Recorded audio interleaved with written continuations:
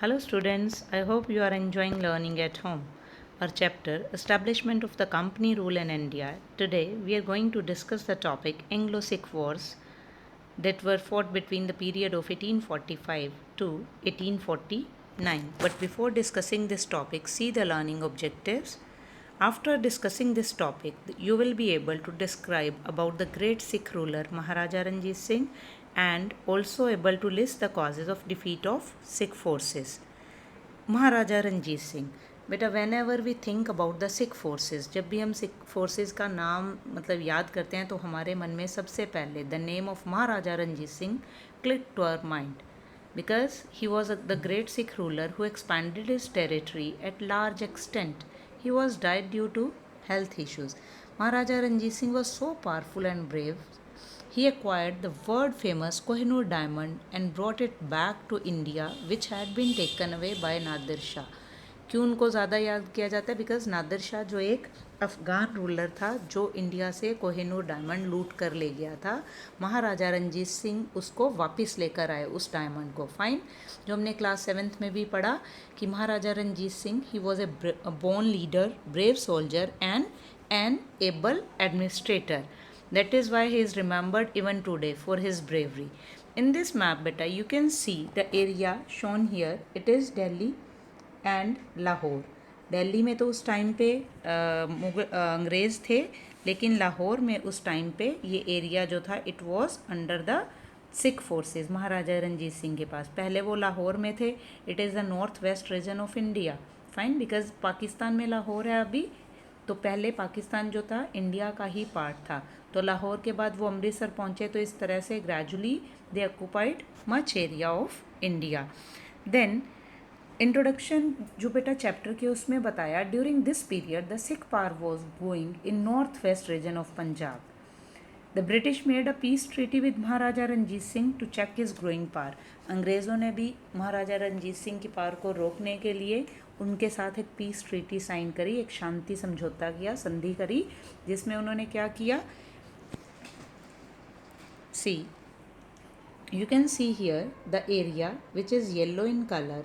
Yellow में बेटा आपको दिख रहा है लाहौर लिखा हुआ है, बीच में एक बॉर्डर लाइन है जो R Satluj means that is river Satluj. Satluj के इस तरफ वाला एरिया जो था, ये वाला येलो, ये सिक्स के अंडर था, सिक्स फोर्सेस के पास था. ठीक है. और नीचे वाला जो ये वाला एरिया था it was under the British. Fine. तो इस तरह से इनके बीच में ये रिवर सतलुज एक बॉर्डर था कि सिख फोर्सेस इधर नहीं आएंगी और ब्रिटिश उस तरफ उन पे अटैक नहीं करेंगे. बट क्या हुआ इसके बाद? फर्स्ट एंग्लो सिख वॉर जो हुई it was held in 1845 to 46.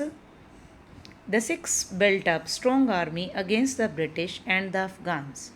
When the British attacked the united forces of Punjab, जिसमें हिंदू, मुस्लिम और सिख, क्योंकि महाराजा रंजीत सिंह बेटा जो थे उनकी जो फोर्सेस थी देवर कंप्राइज्ड ऑफ सिख्स के साथ साथ as well as Gurkhas, Biharis, Oriyas, Pathans, Dogras, Punjabi Muslim, सब तरह के लोग थे. Because he was a religious tolerant. Fine. They face huge British army bravely. बड़ी वीरता से, ब्रेवरी से उन्होंने उनका सामना भी किया ब्रिटिश फोर्सेस का.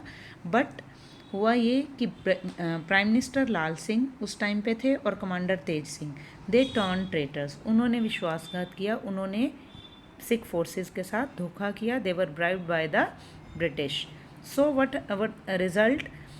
results of first Anglo-Sikh war, the Punjab army was defeated. They were forced to sign the Treaty of Lahore. Treaty of Lahore में क्या था? 2/3 of Sikh kingdoms were given to the British. इतना area तो British ने ले लिया, just 1/3 was left. And size of Sikh army reduced. British resident and force posted at Lahore. Lahore में अंग्रेज़ों ने अपना एक ऑफिसर और अपनी फ़ोर्स को वहाँ पर पोस्ट करा, सेटअप करा. कश्मीर जो एरिया था, कश्मीर का जो सिख फोर्सेस के अंडर था, that was sold to Dogra chief Gulab Singh. उसको वहाँ का राजा बना दिया. Title of Maharaja was given to Gulab Singh. यही था. The British occupied the area of Jalandhar. तो आपका पूरा एरिया उनको मिल गया, ये 2/3 एरिया जो जिसकी हम बात कर रहे हैं. And they handed over Jammu and Kashmir to Raja Gulab Singh Dogra. Then second Anglo Sikh war it was held in 1848 to 49. बेटा जितनी भी हमने वॉर्स पढ़ी हैं मैंने आपको बताया कि जब तक ब्रिटिश उस एरिया को ऑक्यूपाई, किसी भी एरिया को ऑक्यूपाई नहीं कर लेते थे वो तब तक लड़ाइयाँ करते रहते थे। इसीलिए हमने इतनी एंग्लो मैसूर वॉर्स पढ़ी, 4 times they fort these Wars. फिर एंग्लो मराठा वॉर्स में 3 बार वो लड़ाइयाँ मराठा के साथ उन्होंने लड़ी, है ना। तो अब सिखों के साथ भी उनकी ये दूसरी लड़ाई थी। The British wanted a complete control of Punjab by defeating the Sikh kingdoms. वो कंप्लीट कंट्रोल चाहते थे।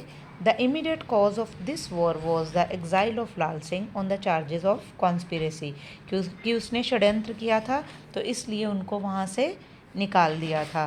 तो लॉर्ड डलहौजी बेटा जो उस टाइम पे गवर्नर जनरल थे, ब्रिटिश गवर्नर जनरल, इन्होंने लॉर्ड डलहौजी ने सबसे ज़्यादा इंडिया का एरिया ऑक्यूपाई करा था। He is known as the great annexationist, right? He attacked Punjab and made it a part of British India in 1849 और लास्ट में 1849 में उन्होंने पंजाब के एरिया पर भी अंग्रेज़ों का झंडा फहरा दिया था।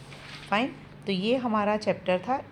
इसमें the British started consolidating their power bye limiting the powers of Indian princess and building A stronger army in India. तो इस तरह से उन्होंने अपनी पावर को कंसोलिडेट कर लिया था, सब कुछ इकट्ठा करके अपनी इंडियन जो प्रिंसेस जो थे उनकी पावर को लिमिटेड कर दिया, क्योंकि हर एरिया में उन्होंने यूजली जो राजा लोग थे उनको पेंशन पे कर दिया था और सारा एडमिनिस्ट्रेशन, सारा रेवेन्यू का सिस्टम अपने कंट्रोल में ले लिया था। तो इस तरह से पूरा पंजाब उन्होंने ऑक्यूपाई कर लिया था।